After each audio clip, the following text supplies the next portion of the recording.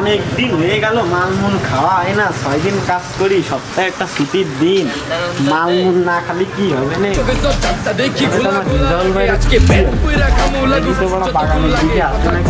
আশেপাশে লোকও মেলা, ডাক দেবো কি দেবো না, কেস কামারি চলতেছে নামে।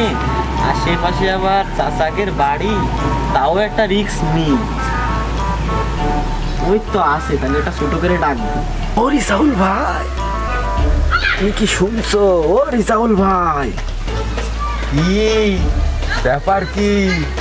কি ভাই, বাগানের থেকে একটু সরে আসো, রাস্তার ধারে আসো, নাই বাগানে বাগানে বুঝতে চাও তো, কেস কাছারির সুমা, একটু সরে আসো, সরে আসো। শনিবারটা সোমা, পাগলটা পাইছে তো গতায় দিয়ে আসি। হ্যাঁ আসতেছি।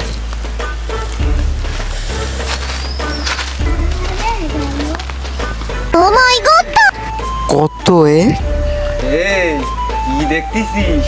ওর ভিতরে আমার মালটুকু আছে, লাগাইস নে। ও ভাই, তুমি তো এত করে মাল ঢুকতেছে, তাহলে আজকে আমার একটু মালের ব্যবস্থা করেই দাও। টাকা নাই 50টা, আমি বাড়াই দেবো না, তুমি আমার মালের ব্যবস্থা করে দাও। শোন, অভাবের সুমা, পুলিশি রেট ফেলাচ্ছে বারবার, মালটার হবেন না। ভাই আমার লাগবে টাকা, আমি 100 না 50 টাকা বাড়াই দেবো। আমার দেও, তোমার একটা লাইন প্রাইস করে তুমি আমার দেও ভাই, দেও, না নিয়ে আমি আর চলতেই পারবো না ভাই, দেও।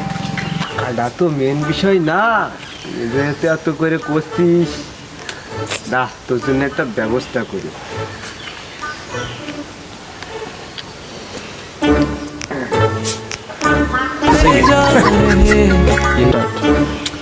ভাই একটাই তো হবে না, আমার আরো একটা লাগবে। তুমি আর একটা লাইন করে দাও, দুটো মিলে গড়ে তোমারে আমি 300 হয় 400 দিবানে ভাই, তুমি লাইন সাইজ করে দেও আমার। আর করে তুই যেহেতু করছিস, মাল তোর কাছে নেই।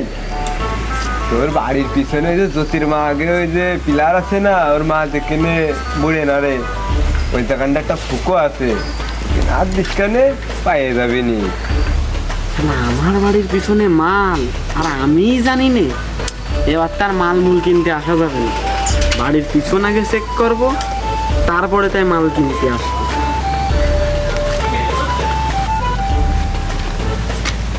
তোমার বাড়ির পিছনে থইছি, তুমি সারা তন্ন তন্ন করে খুঁজে বেড়াবা, পাবার না।